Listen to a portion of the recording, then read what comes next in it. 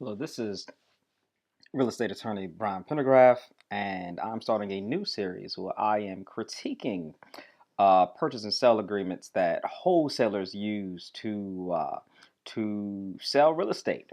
But um, this is legal information. This is not legal advice. So if so, yeah, that's just my disclaimer. So that being said, here we go.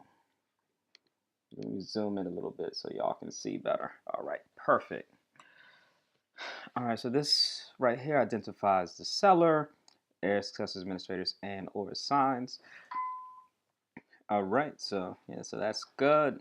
So again, so here it looks like no, if something happens to the seller before after this contract is ratified, then this contract is still essentially is going to still be binding because it looks like their estate or anyone that they may assign the contract to still has to carry on with this contract. I like that.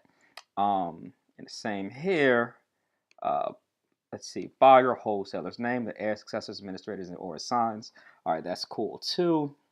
And again, I like this assigns part right here. I like seeing that. It's pretty much letting the seller know straight up that you intend to assign the contract. All right, here we have the property address. All right, that's cool. Legal description, see title policy. Honestly, I don't even think that should be there.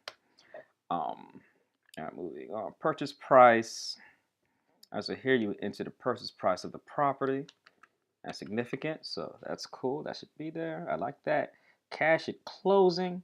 Let's see what I mean by this. So this is tax proration and minus tax and closing costs. All right, so this is the purchase price minus cash at closing. I mean, I don't really like that being there. I mean, how do I mean I'm unless they know the closing costs in advance, but I don't really think that there's you know I don't know. I've never got a closing cost in advance before, but all right, so I don't like that being there. I'm going to start. All right, so let's see, conveyance. This is important. Let's see, conveyance clause. Let's run warranty deed. All right, cool. So this is being, all right, so we got fee simple title here. So that's good. Fee simple is great. Fee simple means that they are conveying. That is the highest amount of interest that you can own in a property. So that's good. So they are, conveying all of that interest. And let's see, and they are doing it by warranty deed. All right, cool. So there's different types of deeds. This one is a warranty deed. So this is pretty much the seller promising that they themselves did nothing to interfere with the title. Generally, if you're paying money, you want some sort of warranty. So I like that being there. All right, so let's see. Recording of the deed, title insurance, 10%. All right, cool. So all of this here is negotiable. The buyer will pay for the recording of the deed, title insurance, buyer will pay incentive tax, document stamps of deed, seller will pay any unpaid property tax and allow operation of current year's property taxes. All right, again, all of that is negotiable. It could say buyer will pay everything. Sometimes it says, seller may pay everything. Sometimes it may say split equally between buyer and seller. But again, you can change that around and negotiate. Let's see. All right, so this wholesale contract. So they want to guarantee that the property is vacant. Again, that's negotiable too. Sometimes you may want the property with tenants in it, or sometimes they may not be able to deliver. Sometimes the tenants just won't leave, and maybe they won't sign that, and it'll be up to you to hire someone such as myself, who can evict people. All right, so let's see. No judgment. So this is saying that let's see. So seller warrants there's no judgments. Threatening the equity and subject property, and no bankruptcy pending. So okay, cool. So the wholesaler with this clause is, again, they're giving themselves some insurance, they're protecting themselves. I like that. I like that in here. As is inspections. Let's see. Contingent upon buyer inspection, approval of subject product transfer. All right, cool. So this here is a. So here. All right. So this gives this is a contingency clause that lets so if the buyer does an inspection, and it's subject to the buyer's approval. So the buyer can do an inspection, and then they have to approve of the inspection. So essentially, this is a way for the buyer to get out the contract. So the buyer can say, yeah, I went and I looked at the property and I decided that, I don't want to buy the property anymore. So they're able to, it's a nice way for them to back out of this contract. Let's see.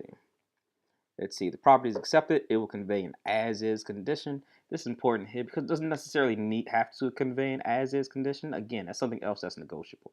Let's see, this is typical closing clause. This says where the closing will be. And this is time is of the essence, which says, blah, blah, each consent adherence. Typical time is of the essence or extended provided. Right, hold on one second.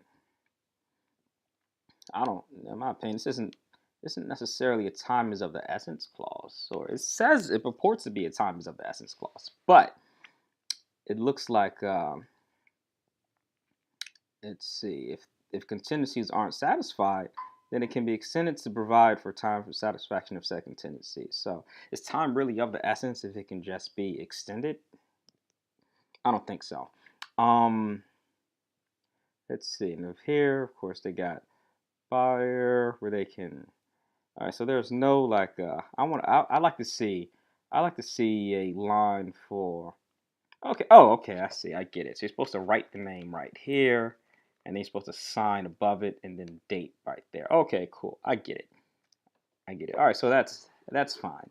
So what I think that this is missing an earnest money deposit clause. So I would definitely add in